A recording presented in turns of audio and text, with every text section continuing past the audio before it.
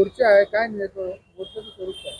आरक्षण बचाव समितीच्या वतीनं 8 एप्रिलला मोर्चाचं आयोजन या कल्याणमध्ये केलेलं आहे आणि तो रत्नसागर बुद्ध विहार, हनुमान नगर, कैलास नगर, कोळशेवाडी आणि सिद्धार्थ नगरमधून डॉक्टर बाबासाहेब आंबेडकर वाटिकेमध्ये तो येणार आहे.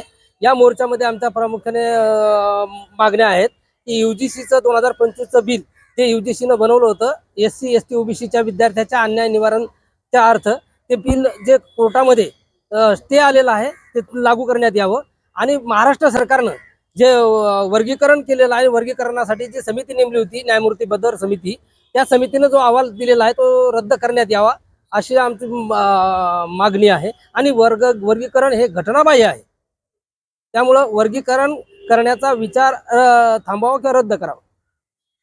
या मोर्चाला जमतील? या मोर्चाचा आता अनेक संघटनांनी आम्हाला पाठिंबा दिलेला आहे. आकार सामाजिक संघटना, सामाजिक शैक्षणिक संघटना, कास्ट्राईब संघटना, आता ह्युमन राईटचे अध्यक्ष आमच्या शेजारीच आहेत.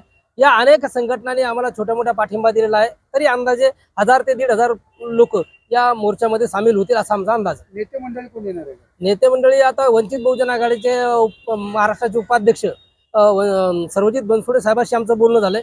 बाळासाहेब आंबेडकरांशी आमची चर्चा झालेली आहे काल परवाच बोलून.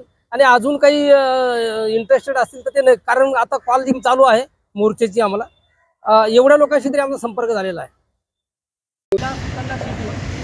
आरक्षण बचाव समितीचा हे निकवरे साहेब आहेत आणि भारत सरकारच्या LTCमध्ये ते जनरल मॅनेजर होते. आता हे प्राध्यापक भरत जाधव सर आहेत, यांची स्वतःची काम करतात ते. आणि आमचे रामटे चौकी साहेब झालेला आहे. तसेच ते तिकडे घेतलेले आहेत आरक्षणाचा.